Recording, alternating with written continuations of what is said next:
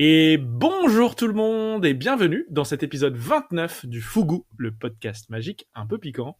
Et comme d'habitude, je suis accompagné de Olivier qui va avec moi ce soir vous présenter des choses incroyables. Olivier, bonsoir. Bonsoir Vincent, bonsoir à tous. On va commencer par parler d'actualité magique. Ça fait longtemps qu'on n'a pas parlé d'actualité magique, on a eu plein de choses qui se sont passées.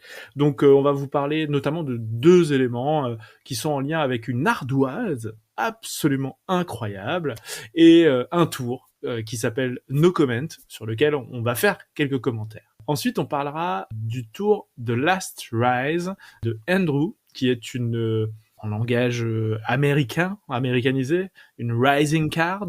En bon français, on dirait une houlette. Et je vous expliquerai pourquoi j'ai décidé de parler d'une houlette ce soir.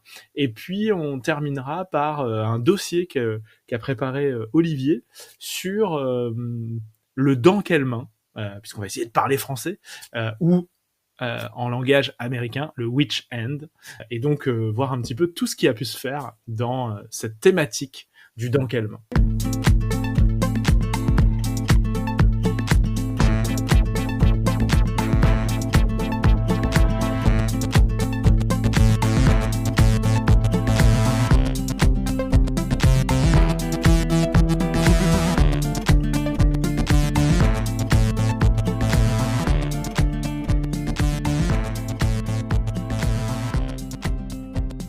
Eh bien Olivier, je te propose qu'on démarre avec l'actu magique et notamment nous parler d'une ardoise particulière. Pourquoi j'ai voulu parler de l'ardoise et après de No Comment? Parce qu'il y a un lien entre les deux.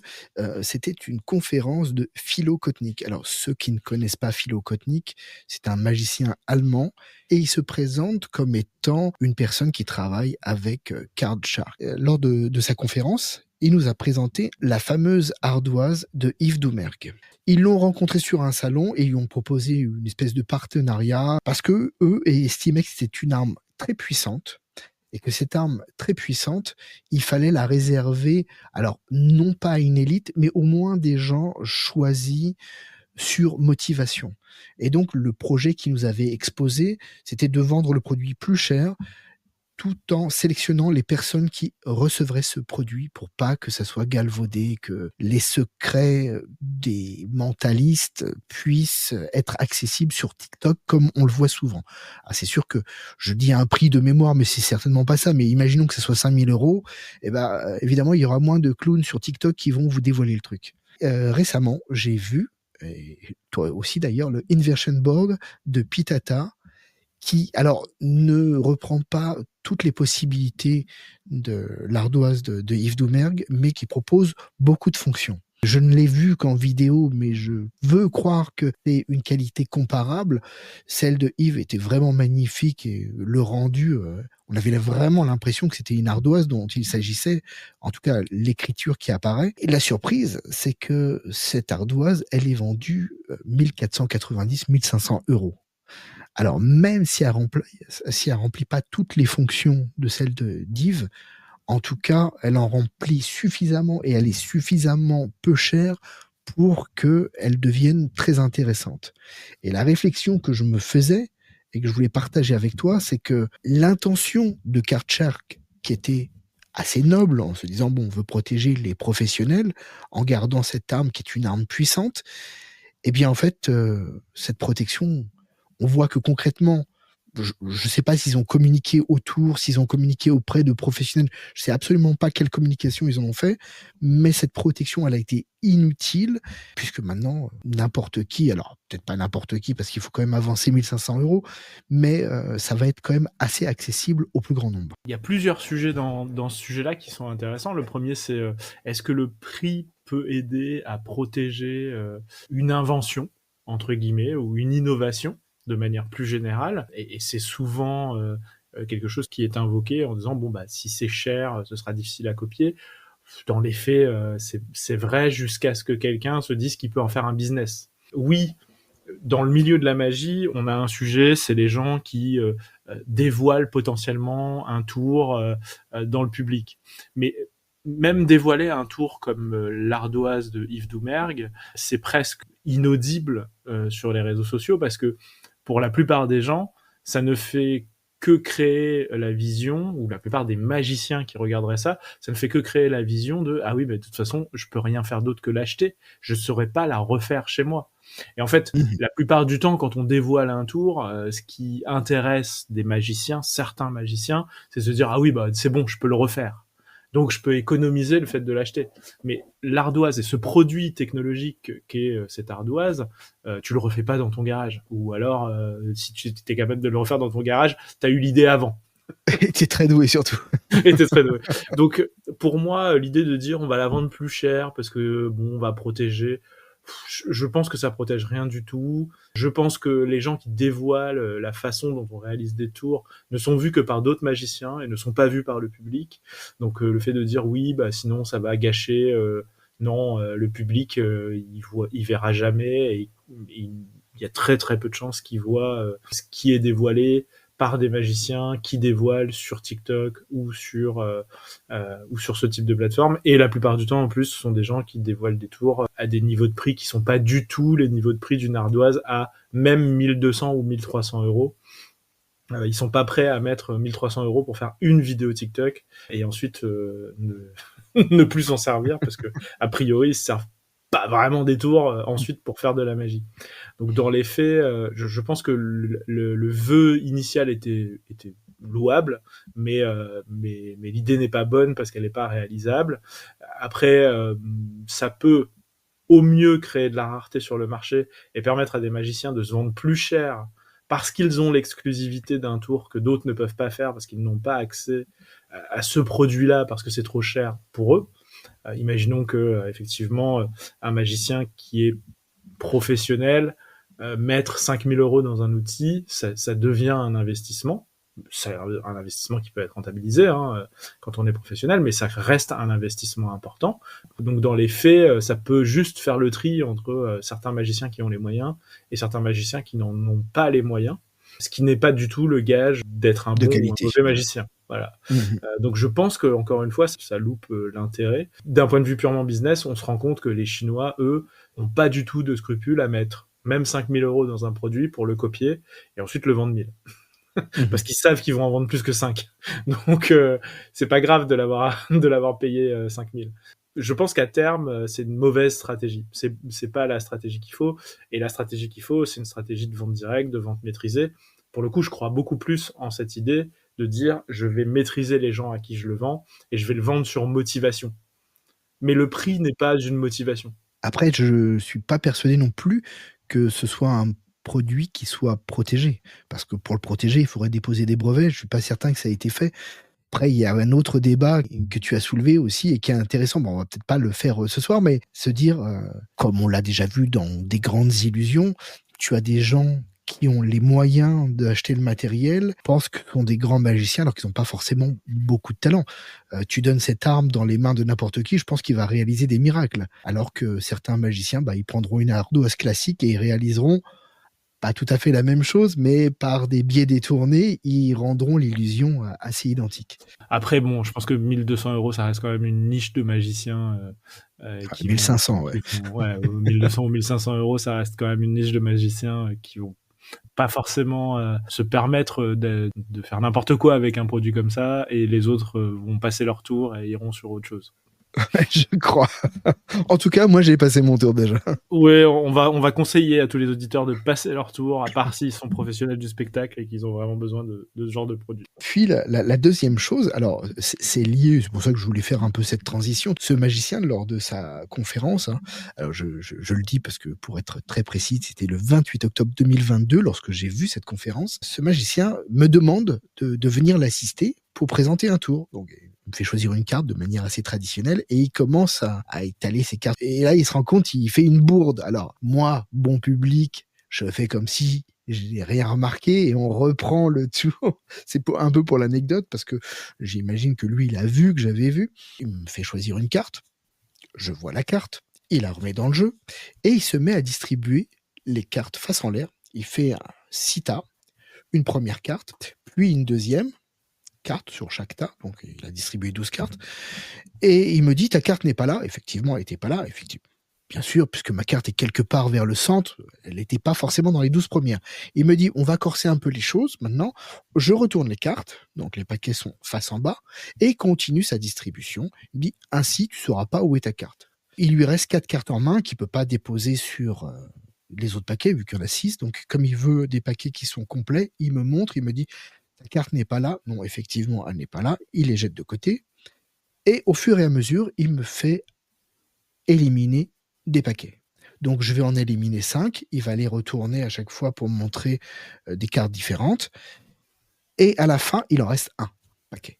Il est composé de 8 cartes. Donc, à nouveau, il fait 6 petits paquets d'une seule carte cette fois. Il lui en reste 2. Il les montre ostensiblement à tout le monde. C'est pas tes cartes. Non, hop, on les jette. Ta carte, elle peut être aussi dans les cartes qui ont été jetées, vu qu'on les a pas toutes vues. Et là, à nouveau, il me fait choisir en éliminant 5 cartes. Il en reste une à la fin. On me demande quelle était la carte. 4 de pique, je retourne, carte de pique. Ah, c'est formidable. Grâce à mon instinct surnaturel de spectateur, j'ai retrouvé la carte que j'avais préalablement choisie. Et au moment où on commence à faire les distributions, je dis, je connais ce tour. Alors, je vous donnerai les sources que certains auditeurs nous ont fait parvenir. Aujourd'hui, moi, je ne m'en souviens plus. Mais sur le moment, c'était très clair. Je connaissais le tour. Et j'ai été très étonné que tous les magiciens dans la salle soient si surpris et qu'ils n'aient pas reconnu le fonctionnement. Où je veux en venir, c'est que ce philo, il va nous expliquer comment ça fonctionne. Donc ça, je réserverai cette partie, je vous l'expliquerai pas.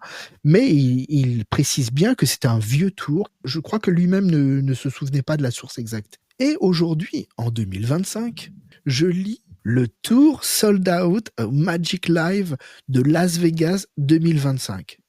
Je dis, sérieusement, on est sérieux hein. Alors, il s'agit du tour No Comment de Astor. Et évidemment, quand je regarde le tour, je revois exactement ce que j'ai vu en 2022. Il se trouve que cette version est une version apparemment améliorée de la première version de No Comment. Cette nouvelle version, elle est dite pro par rapport à l'original. Ça rigole plus. Ça rigole plus, c'est pour les pros. J'ai une référence qui m'a été donnée. On me dit que ce tour, on le trouve sur le DVD de la conférence FFF de 2008 avec Astor. Ça devait être la version non pro. Déjà, je suis extrêmement surpris que ça bluffe encore des gens, surtout des magiciens, parce que évidemment, le public... Pour lui, c'est extraordinaire. Ce qui me révolte un peu, c'est qu'il vous suffit de 2 éléments. Ça va vous coûter entre 11 et 12 euros. Et ce qui me choque extrêmement, c'est que là, on est sur 40 euros. 40 euros pour une idée qui n'est pas d'Astor et qui, soi-disant, c'est la version pro. On a regardé la vidéo ensemble, Vincent. On a constaté qu'il n'avait rien d'extraordinaire.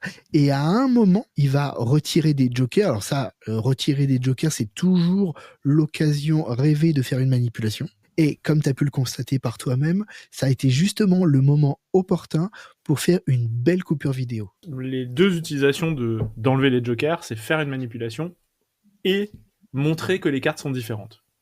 Aussi. Très souvent. Voilà, c'est les deux raisons. Et là, en l'occurrence, c'est pour les deux raisons qu'on enlève les jokers, très clairement. J'ai posé la question, honnêtement, sur Facebook, en demandant les sources.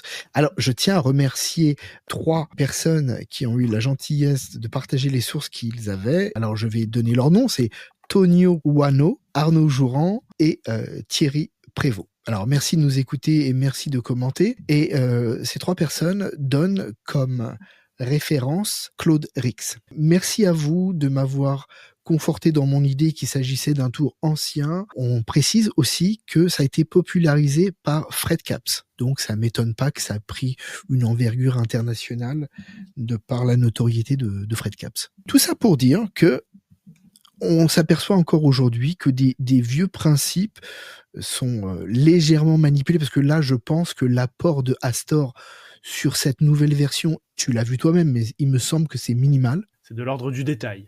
Récemment, j'ai parlé d'un tour qui s'appelle ESP Testing Cards. Alors, de quoi il s'agit ? Il s'agit d'un jeu ESP marqué. Et pour justifier le prix qui est presque 40 euros, même il dépasse les 40 euros, ouais. Liam Montier nous fournit sa version qu'il appelle Protocol 5 d'un tour de Basil Horvitz qui s'appelle Challenge Duplication ESP, tour que vous pouvez retrouver dans le livre qui est consacré à Basil Horvitz, dans le tome 1, publié par notre ami Julien Loza à l'édition de Magic Store.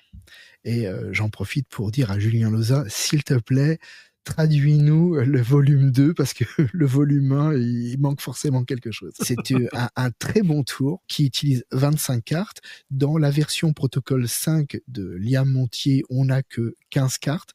Vraiment, c'est une construction intelligente parce que tu montres des paires qui sont dépareillées. Tu prends 2 cartes à chaque fois, tu les poses sur un des symboles qui est face en l'air et tu dis je sens que ça doit être sur ce symbole-là. Mais désigne-moi laquelle des deux tu voudrais. Alors bien sûr, c'est fait face en bas, parce qu'il faut un peu de suspense. Le spectateur te désigne une carte, bon, tu refais ça 4 fois, et à la fin, il a réussi le match. C'est basé sur une petite subtilité que Liam Montier a remplacée par une vulgaire passe. J'appelle ça même pas une passe, mais c'est un truc super basique, et il a fait une petite inversion. Même moi, je l'ai trouvé en 2 minutes. Ce que je veux dire par là, c'est que pour moi, ça me paraît pas suffisant pour déclarer hey, j'ai une version, c'est Protocol 5, c'est ma routine. C'était un peu mon coup de gueule. Eh ben, voilà qui clôture notre actualité magique.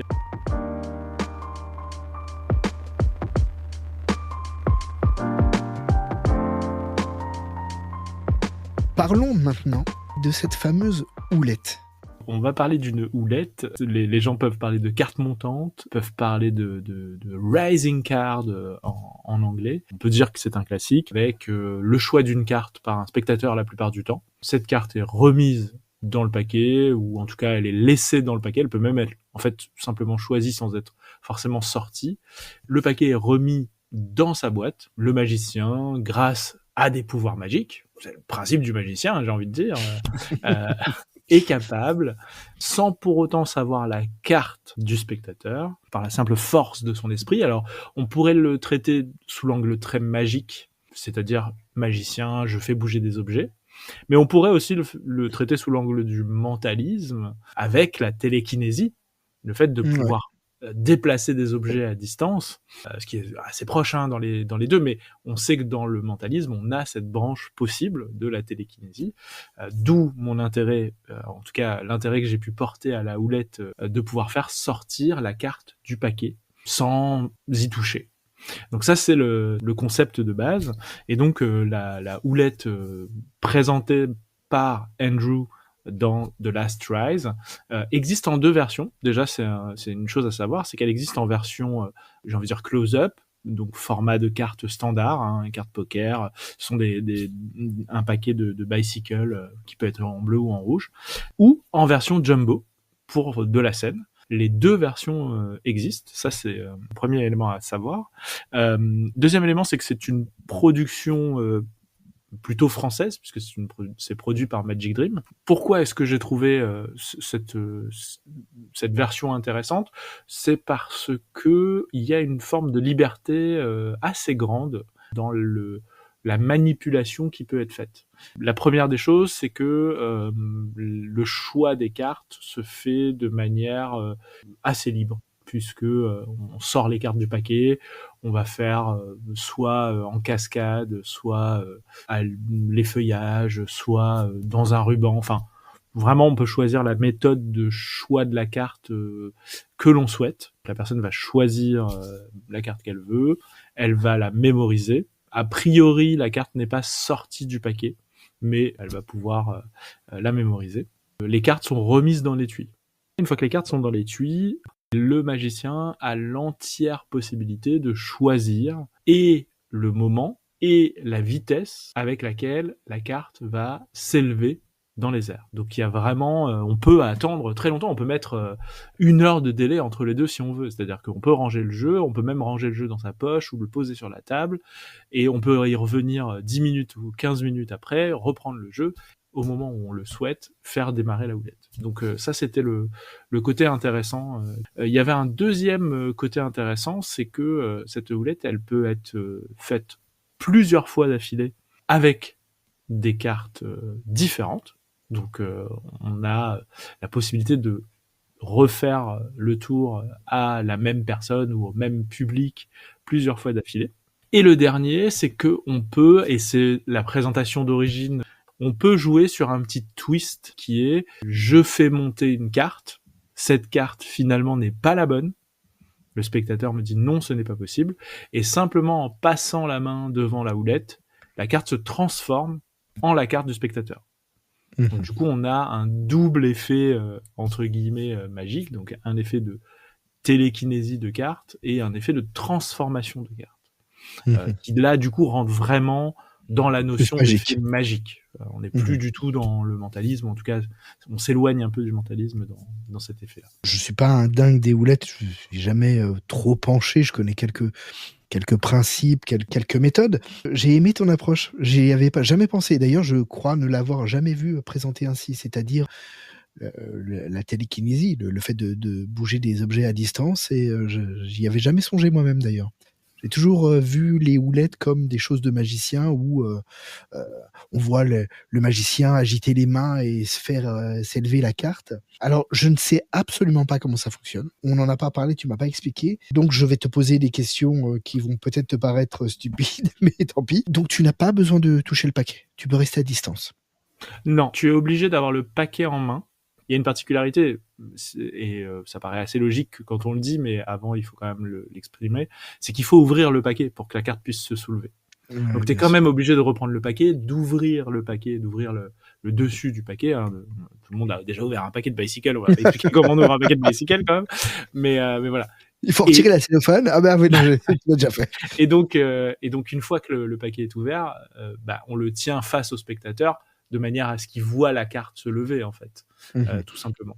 Donc, il faut quand même avoir le paquet en main. Tu dis du bout des doigts, et alors les gens voient pas, mais moi, je te vois faire le geste.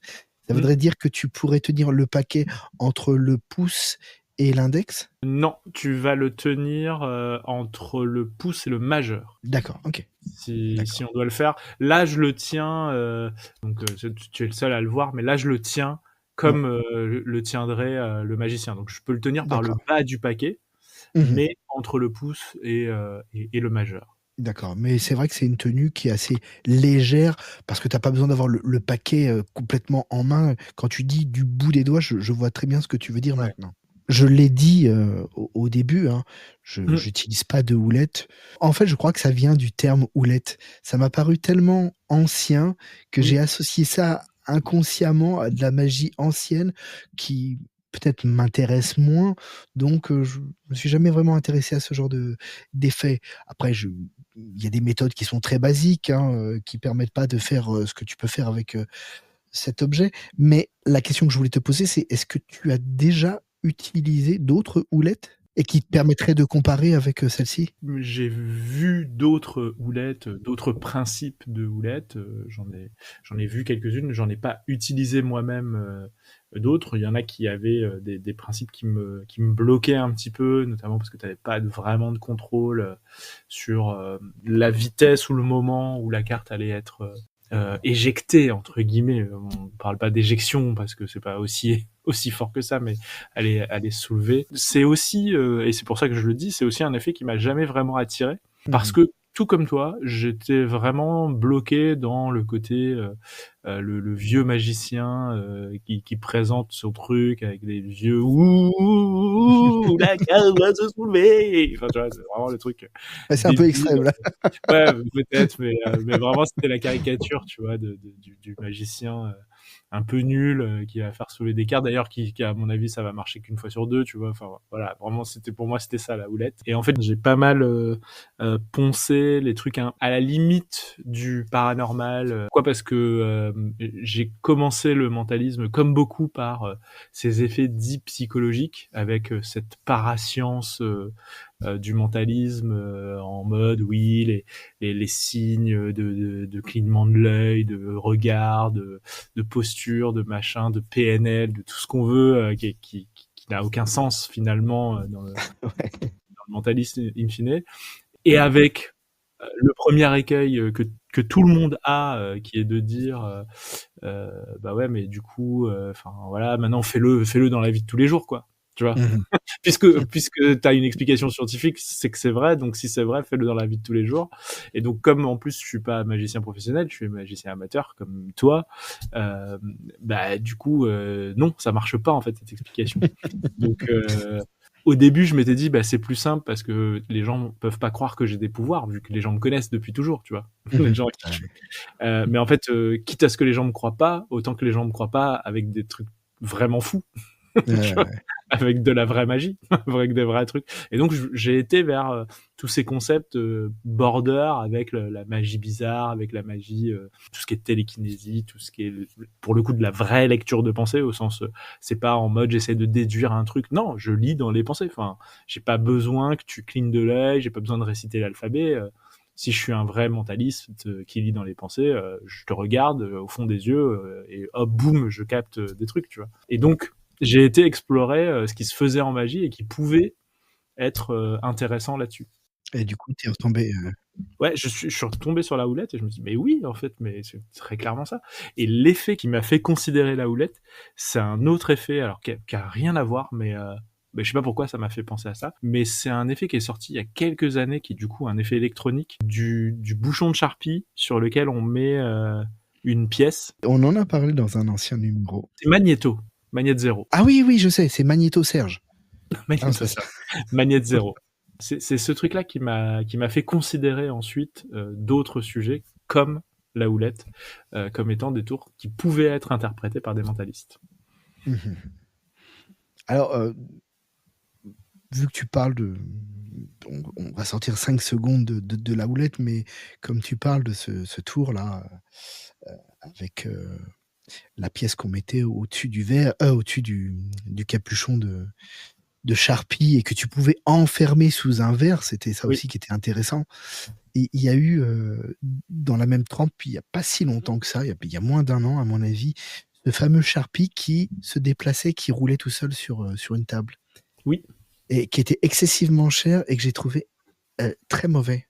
Parce que voilà, il y a tellement d'autres moyens de faire ça, alors qu'effectivement, Magnet O ou Magnet Zéro, je sais pas comment on doit dire, bah, le fait que tu mettes un verre par-dessus et puis que tu puisses décaler un peu le temps de... Ah oui, et le fait que tu contrôles le moment où ça va se passer, le fait que t'es emprisonné tout ça sous un verre, c'était quand même assez fou.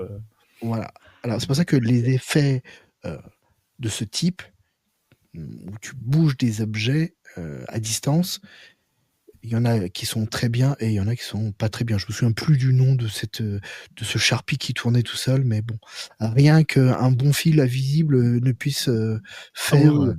Là pour le coup, pour oui, largement moins cher. oui, c'est clair. On a combien de choix de cartes différents?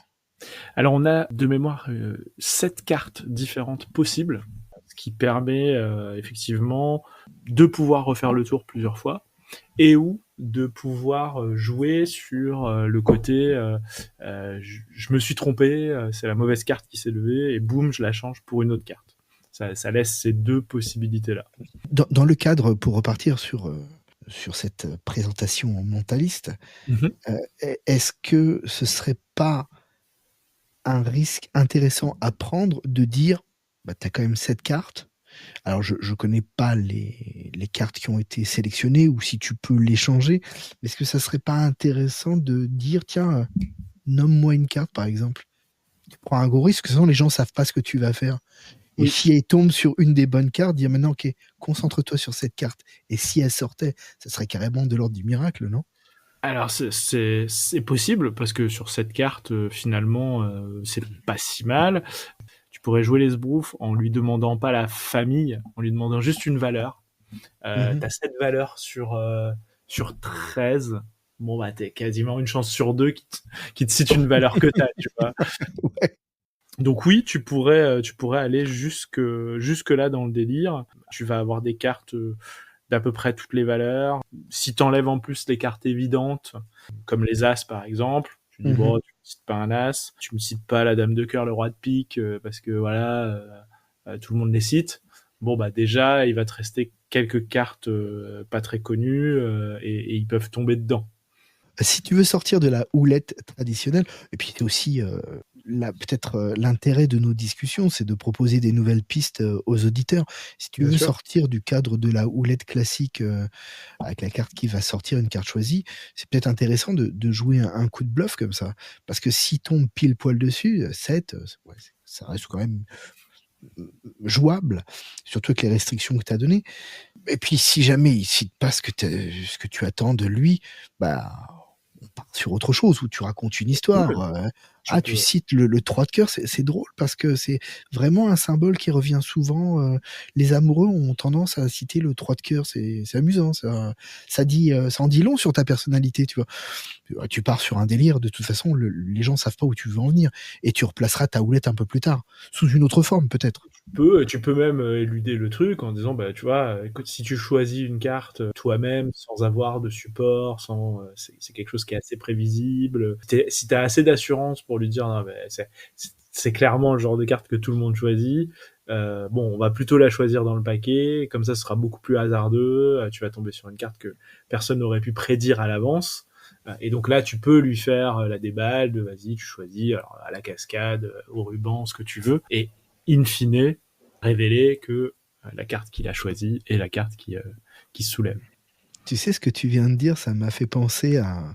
Alors, je l'ai lu parce que j'ai reçu la version française de Michael Murray, Intrusion. Ah Tu oui, sais, où il dit, c'est toi qui vas deviner une carte à laquelle je pense. Et tu fais le bluff. Ah ouais, moi je la joue comme ça, je dis, ah ouais, t'as réussi. Mais en même temps, bon, bah, t'as pas de preuve. Alors, je sais que c'est un exercice difficile, donc on va prendre un support. On va choisir une carte et là, tu peux construire la routine que je trouvais brillante et voilà, donc ça m'a fait penser à ça. Je sais pas si tu avais cette routine en tête quand tu m'as parlé de support de cartes. pas forcément, mais je pense que ça fait partie des trucs que j'ai lus parce que bah, on l'a déjà dit plusieurs fois, mais j'adore ce que fait Michael Murray, donc Ouais. voilà, c'est des trucs qui forcément font partie de mon univers quotidien. Le jumbo, ok, ça, c'est intéressant pour les gens qui font de la scène. Je pense que dans notre cas, il va y avoir beaucoup moins de gens qui font de la scène. On est sur 70 €, me semble-t-il, non, Oui, la houlette. c'est clairement quelque chose qui est assez cher, hein. Après, c'est une fabrication qui ne peut être faite qu'à la main parce que bah, c'est mécanique. On peut le dire, hein, il y a de la mécanique. C'est pas de l'électronique, c'est de la mécanique. La réalisation est très bonne. Ça reste un produit qui est fragile. Mhm. Un inconvénient notable, hein, ça reste c'est fragile au sens où il faut en prendre soin. On peut pas le laisser sur un coin de table, on peut pas le laisser dans une poche comme ça éternellement. Enfin voilà, il faut le conserver dans de bonnes conditions pour pouvoir l'utiliser longtemps. Ça veut pas Mhm. dire qu'on va le casser en l'utilisant, pas du tout. Mais il faut en prendre soin. C'est un outil qui est fait de carton et de papier. Donc c'est pas de la casse due au matériel, ce serait de la casse due à un accident, une mauvaise manipulation. Tiens, Oui, je une mets mauvaise manipulation. le jeu dans ma poche arrière, je m'assois. Ah, Ouais, bah là, oui, typiquement, c'est le genre de truc qu'il va pas du tout apprécier. ah, d'accord. Écoute, je connaissais pas et je suis pas persuadé que je le referai, mais j'ai beaucoup aimé ton approche et j'espère que ça donnera des idées de présentation à des auditeurs qui cherchent une approche complètement différente. Voilà, c'est Pourquoi pas? aussi ça, la magie, c'est partager des fois les petites idées qu'on peut avoir et qui peuvent nous amener à considérer des choses différemment.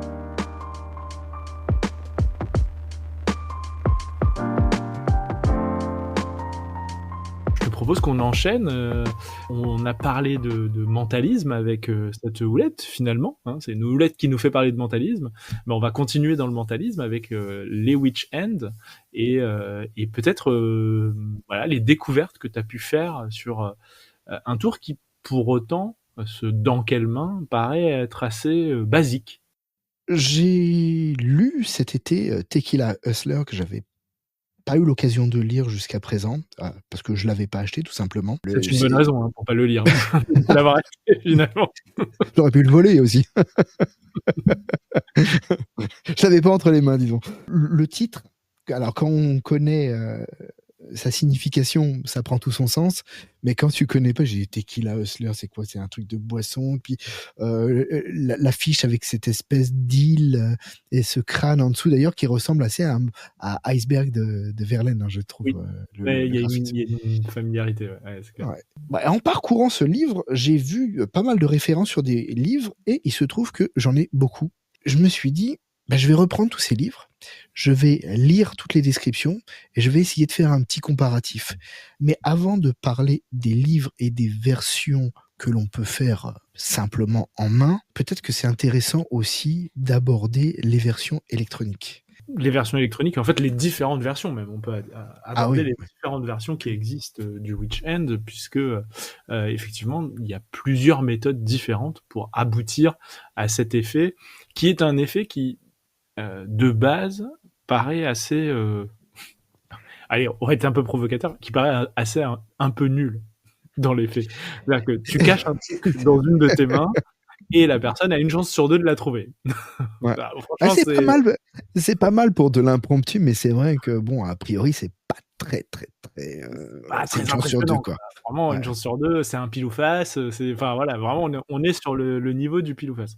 Mais, et c'est ce que euh, tous les mentalistes et tous les gens qui font des witch end te disent, la prouesse n'est pas dans le fait de trouver dans quelle main est l'objet, la pièce, le papier, peu importe, une fois, mais de le refaire plusieurs fois d'affilée, parce qu'à chaque fois que tu le refais, tu augmentes le degré d'impossibilité d'arriver à enchaîner autant de succès à la suite. C'est le principe du pile ou face. Enchaîner 45 prédictions de pile ou face juste à la suite, c'est quasiment impossible. Forcément, tu vas te tromper à un moment donné. C'est pareil pour le Witch End.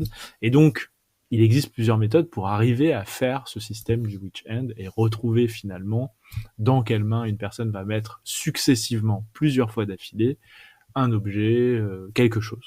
Dans les versions électroniques, dans les versions chères, j'en ai une qui me vient à l'esprit, hein, c'était Stone Code de Pitata et on l'a vu trouver à 250 voire 275 euros. Alors on vous explique, vous pouvez être à distance, vous pouvez être à 3 mètres du spectateur et que c'est formidable et que il y a tout un tas de conditions incroyables, mais il n'en reste pas moins que il s'agit de retrouver une pierre dans une main. Et d'ailleurs, la question que je me suis posée, et je crois avoir la réponse, c'est que pour le spectateur, que tu sois à 5 centimètres de lui ou à 3 mètres, le tour, fondamentalement, il change pas, quoi. Je voudrais citer un tour que j'ai eu dans les années 90, qui était de Jean-Pierre Valarino et de The Rep, qui est Pérez à l'envers. Hein. C'est Qui a volé l'orange. Il n'en a pas vendu énormément d'exemplaires parce que je crois qu'il y avait des difficultés pour s'approvisionner avec le matériel qui permettait de découvrir la boule. Mais tout ça pour dire que c'était quand même beaucoup moins cher à l'époque, même si je me souviens plus du prix, mais c'était beaucoup plus abordable que 275 euros. Donc ça, c'est pour les objets, on va dire électroniques, qui, à mon avis, ne sont pas utiles. Et moi, j'investirais pas là-dedans.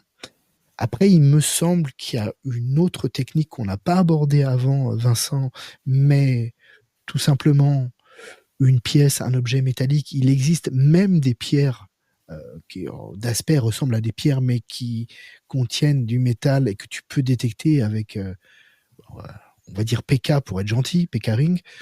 Oui. Je pense que tu pourrais là aussi te servir de la bonne vieille PK Ring pour retrouver un objet dans une main.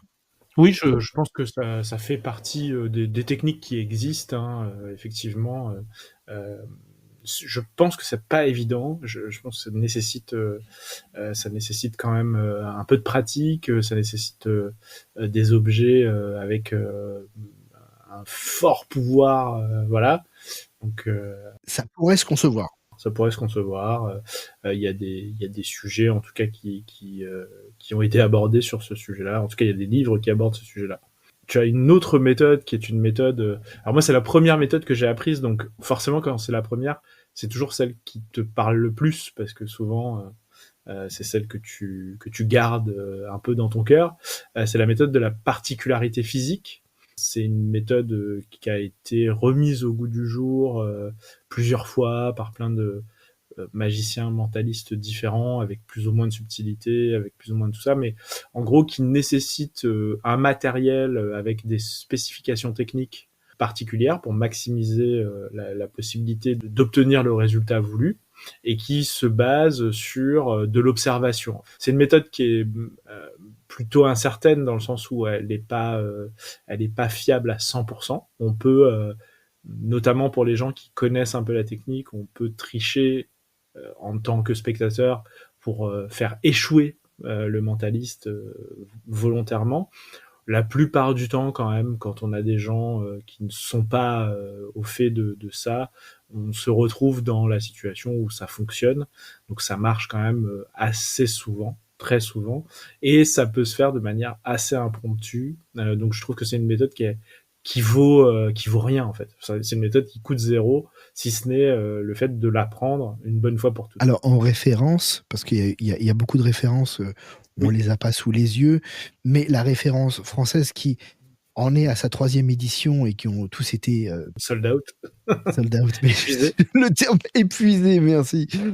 La version The Secret, de The Mindbox, en partenariat avec Marchand de Trucs. Exactement. Et donc, dans cette version, il y a la méthode sous forme d'un livret, plus un objet qui permet de réaliser la méthode et de maximiser les résultats, plus des petites additions, pas mal d'additions sur comment présenter un Witch-End plus intéressant que juste dans quelle main la droite, dans quelle main la gauche, dans quelle main la droite. Ça donne un peu de culture sur le Witch-End. Quand tu dis livret, je sais que il y a des choses qui passent pas, mais là c'est un livre quand même. Non, c'est un vrai livre, on est d'accord, c'est un vrai livre. Avec une vraie couverture rigide, c'est pas le truc avec 12 pages. Hein. Ouais, c'est ça, c'est un livre complet avec des vrais mots écrits, des phrases et tout, des paragraphes, enfin, bon voilà, un livre quoi. Et après, là où je voulais vous mener, d'abord faire une petite rétrospective ou un petit tour de ce qui existe, mais moi j'ai voulu me concentrer sur la version qui est basée à l'origine sur une énigme. Et cette énigme, quelle est-elle? C'est celle des 2 portes et des 2 gardiens. Donc je rappelle l'énigme. Alors, elle existe sous différentes formes et avec des questions différentes, mais celle qui est la plus courante, c'est vous vous retrouvez devant 2 portes gardées par 2 gardiens. Il y a un gardien qui ment, un qui dit la vérité, et qu'il y a une porte qui vous mène vers l'enfer et l'autre qui vous mène vers le paradis. Et pour être sûr, parce que vous ne savez pas quelle est la bonne porte et vous ne savez pas qui ment, évidemment, sinon ça serait trop facile. Il faut poser une seule question. Vous n'avez qu'une seule question à poser. Et cette question. En fait, normalement, dans la version la plus compliquée, tu ne la poses qu'à un seul gardien. Ah, ok. Et ouais, c'est là la vraie difficulté. Et en fait, il faut que tu poses la question suivante. Si je demandais à l'autre gardien quelle porte mène au paradis, que me répondrait-il? Si tu poses la question à celui qui dit la vérité, il doit répondre comme s'il était l'autre gardien. L'autre gardien, ouais. Donc, celui qui va mentir, si je lui avais posé la question « Quelle est la porte du paradis ?» comme c'est un menteur, il me montrera la porte de l'enfer. Donc, celui qui dit la vérité te montrera la réponse que t'aurait donnée le menteur, c'est-à-dire la porte de l'enfer. Donc, il faut prendre l'autre porte. Et si tu poses la question au menteur, il sait très bien, il sait pertinemment que l'autre va te montrer la bonne porte, mais lui, comme c'est un menteur, il va te désigner toujours la porte de l'enfer. Donc, peu importe à qui tu poses la question, il faut toujours prendre la porte inverse. D'accord, ok. Tu comprends le raisonnement? Ouais, je comprends le raisonnement. Parfois un peu c'est compliqué. Hein. Le raisonnement oui. C'est un raisonnement qui est assez dur à remonter pour les spectateurs. On a une première application magique qui est la routine, qui est communément admise. Il se peut qu'il y en ait eu d'autres, mais celle qu'on connaît, c'est celle de Gerald Koski, qui s'appelle To Tell the Truth, et qu'on peut retrouver dans un Apocalypse. Alors, les volumes 1, numéro 6, page 81. de juin 1978, si jamais vous vouliez vraiment Allez jusque-là. faire des recherches. Exactement. En fait, il se contente de reprendre cette énigme sur scène avec des spectateurs. Il y a 2 spectateurs qui sont invités. Un dit la vérité, l'autre ment. Donc ça reste classique. Un des 2 a en sa possession un petit objet. Le magicien, lui, ne sait ni les rôles, ni celui qui possède l'objet, mais il a une question à poser, et qui est la suivante. Est-ce le menteur qui a l'objet ? Et ça va être juste une transposition de l'énigme à un spectacle de magie. Ça, c'est la première application connue en magie. En 1981, on a une autre application qu'on attribue à Charles Cameron, qui propose une routine qui s'appelle Ange ou démon, publiée chez Supreme Magic Company. À nouveau, 2 spectateurs. La particularité, contrairement à la première, c'est que on avait un menteur et une personne qui disait la vérité. Cette fois, les spectateurs peuvent jouer le même rôle. Donc, tu as 4 combinaisons possibles. Soit 2 menteurs, 2 personnes qui disent la vérité, ou le A dira la vérité et B un mensonge, et inversement. Cette multiplication de possibilités, elle oblige d'augmenter le nombre de questions dans la même proportion. C'est-à-dire que cette fois, le magicien va devoir poser 2 questions. Ok. Il demande, le magicien, au premier spectateur, est-ce qu'ils ont tous les 2 le même rôle ? La réponse du spectateur à ce moment-là vous renseigne sur le rôle du deuxième spectateur. Donc tu dis au premier, est-ce que vous avez le même rôle ? Selon sa réponse, tu sais le rôle du deuxième spectateur. Tu vas voir le second spectateur et tu lui demandes le chemin à emprunter. Et sa réponse t'indique le bon chemin.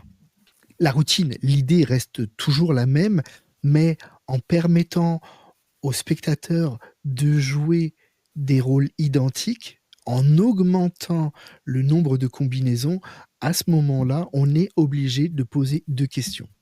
Ouais. Ça n'en reste pas moins très intéressant. Quand même, c'est quand même impressionnant. Ouais. Ensuite, on a peut-être une des plus connues, parce que tout le monde a lu Subtilité psychologique, édité en français chez Marchand de Trucs. Le tour, c'est l'anneau de vérité. Vous aurez reconnu Banachek, The Ring of Truth. C'est un tour qui date de 1985. En tout cas, lui, lorsqu'il écrit sa routine, il met la date de 1985, sachant qu'elle sera publiée qu'en 1998. Cette version, elle est très semblable à la précédente. C'est-à-dire que là, tu as 2 spectateurs qui viennent. Il y a toujours 4 possibilités. Il y en a un qui va glisser dans sa poche la bague du magicien. Et il va poser une première question aux 2 participants. La première question, c'est « Avez-vous ma bague ?» La réponse que tu obtiens à ce moment-là te donne une indication. Tu n'es pas encore sûr. C'est à la deuxième question qui est « Avez-vous tous les 2 choisi le même rôle ?» Et ça te donne la réponse à la première question. Pour le magicien, c'est quand même un exercice, c'est-à-dire qu'il faut que tu te souviennes de la première réponse de chacun, qui te donne cette indication sans réponse définitive, et attendre la deuxième question pour pouvoir révéler celui qui a la bague.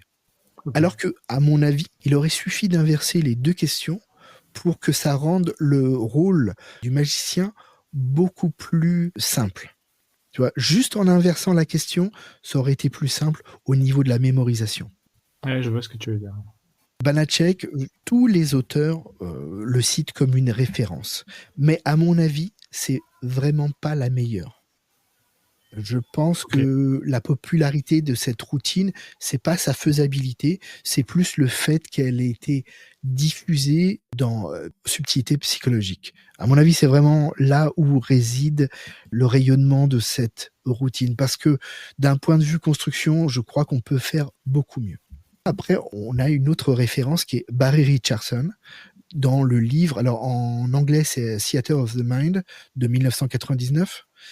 En français, plus difficile à trouver maintenant, avec une traduction, malheureusement, c'est Mental Magic, qui est sorti en 2002 chez Magic. La routine, c'est vérité et mensonge. Pour ceux qui ont le livre, vous pourrez la trouver à la page 131. Là, vraiment, on a une avancée et quelque chose, à mon avis, de beaucoup plus intéressant, parce que il fait venir une personne et il demande à cette personne d'attribuer un rôle à sa main. C'est-à-dire, il va dire, vous allez choisir une main qui ment et une main qui dit la vérité. Et vous allez dissimuler la pièce dans l'une d'elles. Il demande au spectateur de lever une des mains, de répondre en fonction de la main qui est levée. Donc, s'il a choisi de lever la main qui ment, il va devoir mentir et inversement. Et il pose cette question, est-ce que la pièce se trouve dans la main qui ment? Par rapport à cette simple question, eh bien, il arrive à découvrir où se trouve la pièce. Cette fois, en n'ayant qu'un spectateur et en disant tu as une main qui ment et une main qui dit la vérité, il simplifie vraiment la routine. En l'an 2000, on a Rick Maue, je ne sais pas comment on prononce son nom, qui a écrit un livre pas facile à trouver, The Book of Until Magic. C'est un auteur, je pense qu'il te plairait. Il a des bonnes idées, il a des bonnes approches. Et à la page 68, il a Truth of Relic. Là, il fait revenir 2 spectateurs qui vont jouer les rôles habituels, hein, celui qui dit la vérité et celui qui ment. Celui qui dit la vérité, celui qui a choisi ce rôle-là, il doit mettre une clé dans sa main gauche et la passer dans son dos. Le menteur, il fait la même chose, passe la main gauche dans le dos pour pas donner d'indication au magicien, évidemment. Et ensuite, il y a une relique qui est introduite. Le magicien explique que cette relique lui permet de déterminer qui va mentir. Il demande à une personne de la prendre dans sa main droite et de la mettre dans son dos.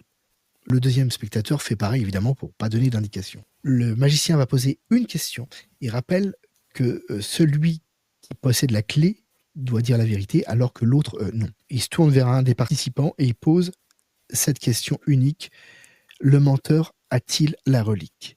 Et à partir de là, eh bien, il peut déterminer qui a menti. Ce que j'aime bien, si tu veux, dans cette approche, on a à nouveau 2 spectateurs, mais c'est plutôt l'ambiance. Il a un univers qui est plutôt magie bizarre. Je pouvais pas faire l'impasse aussi. Alors lui n'est pas cité dans le bouquin de Mark Elson. On pouvait pas ne pas parler de Gabriel Verlaine avec son livre Iceberg de 2020. Le premier tour de son livre, c'est La marche de l'empereur. Donc là, il fait revenir à nouveau 2 spectateurs. On retourne sur le concept de Richardson, c'est-à-dire la main qui ment et celle qui dit la vérité. Et d'ailleurs, dans la première phase, pour prendre l'information, c'est exactement la même chose que la routine de Richardson. L'originalité, elle vient à la révélation de la main. Il va donner le sentiment, il sait qui a l'objet, mais il ne connaît pas le rôle de chacun. Et il va jouer sur un coup de bluff, comme il sait bien faire, un peu verbal, avec une phrase double sens, qui va donner le sentiment qu'il a découvert celui qui mentait et celui qui disait la vérité. Ah, c'est malin. Par contre, comme c'est un coup de bluff, tu peux pas répéter l'expérience. Ouais. Ça marche une fois, sur un quiproquo, tu vois, mais pas 2 fois. Ouais, je vois tout à fait. Après, on arrive finalement à la dernière version, c'est celle de Mark Elson. Elle avait déjà été développée, enfin, il avait travaillé là-dessus en 2012 dans sa série de bouquins, la Conversations as Mentalism, qui est ressorti dans la compilation de chez CC Éditions. Le livre, c'est Mentalisme impromptu. Là, c'est un spectateur qui choisit son rôle et il doit tracer dans sa main une croix. D'accord. Il choisit le rôle de chacun de ses mains et il trace une croix. On demande au spectateur de choisir la main qui sera la porte-parole et qui doit répondre à la question en fonction du rôle qu'elle occupe. Le magicien demande, est-ce la main menteuse qui porte la croix? Encore une fois, on retrouve l'idée de Barry Richardson, sauf que Elson, dans cette version, il complique trop la routine en parlant de main porte-parole. Ça complique inutilement cette routine et les instructions sont pas non plus très claires à mon avis. À la fin, il finit sur un coup de bluff. Il a aussi une phrase ambiguë qui laisse supposer au spectateur qu'il sait le rôle de chaque main, alors qu'en fait, il n'en sait absolument rien. Le truc que lui, il emploie pour ne pas refaire, ça j'ai trouvé ça malin, pour ne pas refaire la routine, c'est qu'au lieu d'avoir caché un objet, il demande à la personne de faire une croix dans sa main. Évidemment, il dit je peux plus faire le tour parce que on l'a fait avec un stylo indélébile ou difficilement effaçable, donc je peux plus faire le tour. Et c'est un peu son échappatoire. C'est malin de sa part parce que effectivement, ça te permet de désamorcer ce côté. On va le refaire. Exactement. Mais on voit bien que c'est pas très abouti, ça ressemble à ce qui s'est déjà fait. Et d'ailleurs, je me demande si Verlaine s'est pas inspiré de sa sortie pour La Marche de l'Empereur qu'il a réalisée bien plus tard. Et puis plus tard, il découvre qu'en fait, en posant 2 questions simples, ça peut remplacer une question complexe. Et c'est le principe de Tequila Hustler. Il a un seul participant qui a un seul rôle. Il choisit d'être menteur ou de dire la vérité. Pour révéler l'emplacement de la pièce, il va poser une première question. La pièce est-elle dans cette main? Et il désigne n'importe quelle main parce qu'il n'en a aucune idée. Oui. C'est là où ça devient intéressant. Il te demande de mettre les mains dans le dos, d'éventuellement de changer la pièce de place, de revenir les mains vers l'avant, et il te pose la deuxième question, avez-vous changé de main? Et en gardant la logique qu'il a déterminée au départ, il arrive à retrouver la pièce dans la bonne main. Il y a 2 choses. Premièrement, son concept de dire que 2 questions simples remplacent une question complexe, c'est vrai. Mais ce qu'il oublie de dire, c'est que non seulement il n'a qu'un seul personnage, et il n'incarne qu'un seul rôle. Il peut pas avoir une main qui ment ou une main qui dit la vérité. Il a un seul rôle. Oui. Si tu creuses un petit peu, tu te rends compte que, bien sûr, il a largement simplifié la situation de base. Il en reste pas moins que pour les spectateurs, les questions qui sont posées sont très claires. Son rôle, vu qu'il en a qu'un, il est très clair. C'est assez perturbant parce que évidemment, il a la possibilité de changer la pièce de main. Malgré tout, le magicien arrive à déterminer où se trouve la pièce. Pour des raisons pratiques, parce que tu as besoin que d'un spectateur, donc quand tu es en close-up, mais c'est même pas ça, mais quand tu es en une situation avec des amis au boulot, avec un copain dans la rue, tu peux lui faire cette démonstration. Le fait de changer de main, ça ajoute un peu à la confusion. Donc ça reste vraiment, pour moi, certainement la meilleure version. Je sais pas ce que toi tu en penses. Pour moi, c'est une très bonne version. Le seul élément que je lui reproche, en fait, c'est même pas que je lui reproche à cette version, c'est que je reproche à toutes ces versions à énigmes, c'est que on est dans un système en général un peu protocolaire. En gros, il faut rentrer dans un protocole, on pose des questions, on a des réponses, machin. Bon, ça, à la limite, pourquoi pas. Mais c'est surtout qu'il faut avoir une bonne mémoire, parce qu'il faut se souvenir de la méthode, et des questions, et de comment ça se passe, pour finalement arriver à le faire. Et je pense que c'est une bonne méthode. J'ai eu la chance en plus, je pense déjà l'avoir raconté, mais de passer un peu plus d'1 heure en visio avec Mark Elsdon et d'échanger avec lui sur ce qu'il fait, sur comment il le fait. Donc, t'avais pas gagné un concours ou quelque chose comme ça? C'est ça, exactement. Ouais. C'est suite à un concours sur un livre qui a été sorti. Et donc j'adore ce qu'il fait. Et c'est un mec hyper intéressant et vraiment on a passé un temps extrêmement intéressant ensemble. Je trouve que son livre est très clair. Je trouve que sa méthode elle est limpide. Je trouve que la réflexion qu'il y a derrière est super bien. Mais il faut le faire souvent pour pas perdre le coup en fait, pour pas perdre la spontanéité, le côté parce que pour masquer ce côté protocolaire, il faut être très très spontané. Donc c'est vrai que moi c'est un truc comme c'est pas un effet que j'apprécie particulièrement le dans quelle main de manière générale, j'ai trouvé la démonstration extrêmement séduisante, mais je m'en sers pas. Voilà. Au final, c'est à ça que j'arrive au final comme conclusion, c'est que je m'en sers pas. Ouais, toi, t'as ruiné tout mon truc. Non, mais Euh, par contre, je pense que c'est une vraie très très bonne méthode. Je pense qu'il y a plein de gens qui trouveront un vrai intérêt à l'utiliser régulièrement. Si on aime et si on a envie de faire cet effet-là, c'est c'est une très bonne, voire la meilleure façon de le faire. dans Tequila Hustler, tu dis au gars, choisis ton rôle, tu vas mentir ou tu vas dire la vérité. Cache la Tu pièce dans choisis. une main. Tu la caches. Est-ce qu'elle est dans cette main? Oui, non.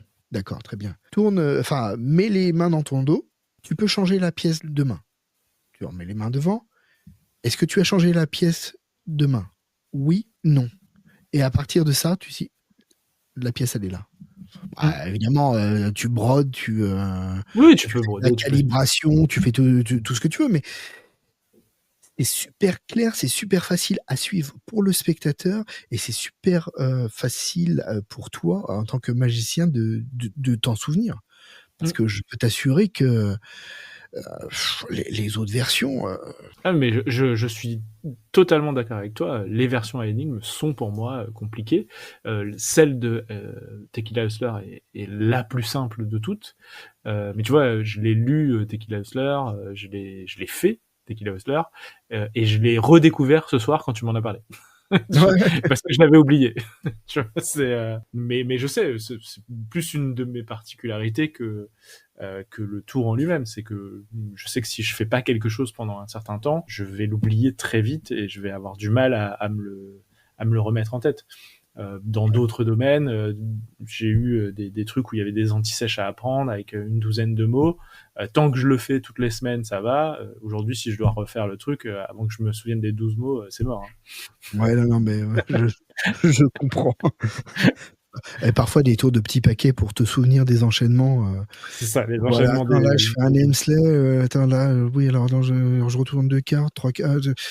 Voilà, si tu le fais pas régulièrement, il y a des grandes chances que tu l'oublies.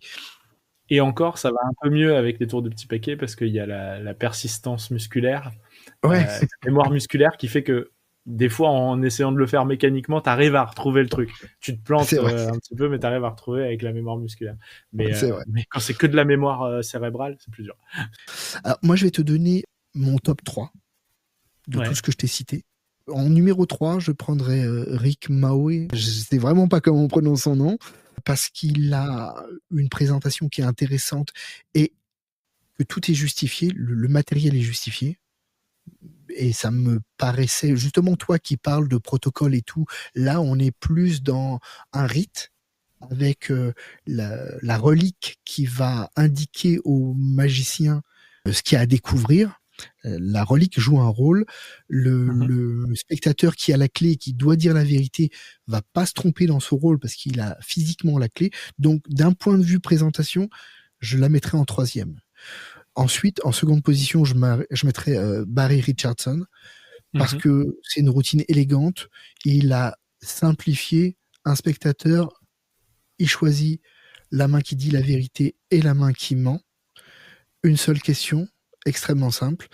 Et en premier, alors Tequila Hustler, parce que même s'il a simplifié à l'extrême, les spectateurs vont pas s'en rendre compte. Nous, on s'en rend compte parce qu'on fait une analyse. Bien sûr. Mais sa deuxième question et le fait que tu puisses échanger, c'est assez perturbant. Eh ben, ça me paraît être une bonne conclusion pour cette partie sur les Witch Ends. Chacun pourra y trouver ce qu'il a envie, j'ai l'impression. Et puis, bah, je pense que ça clôture plutôt bien cet épisode numéro 29. N'hésitez pas à partager avec nous vos versions préférées. Je remercie encore une fois les trois personnes que j'ai citées parce que elles ont apporté des sources et on se souvient pas toujours de tout. Donc, n'hésitez vraiment pas à nous donner des sources, vos versions préférées, vos commentaires. On vous citera dans la mesure du possible. Vous écoutez déjà ce podcast sur votre plateforme de podcast préférée. Alors, laissez-nous un avis 5 étoiles, ça nous fait toujours plaisir. Laissez-nous un commentaire. Et vous le savez, vous pouvez aussi nous laisser des commentaires sur les plateformes des réseaux sociaux, notamment la page Facebook de Magitest, mais aussi sous cette vidéo sur YouTube si vous nous regardez, si vous nous écoutez, parce que vous n'avez pas grand-chose à voir sur YouTube. Mais au moins c'est présent sur cette plateforme, et vous pouvez nous laisser un commentaire. On y répond toujours avec plaisir, et vous voyez, quand on nous partage des informations, on n'hésite pas à vous mettre à l'honneur dans le podcast. Donc ça nous fait toujours plaisir de savoir qu'on est écouté et que ça vous procure l'envie de partager avec nous un peu de votre culture ou de votre savoir magique. On vous dit à très très bientôt pour l'épisode 30. Déjà l'épisode 30. Et puis Olivier, à très vite. Merci pour ce moment.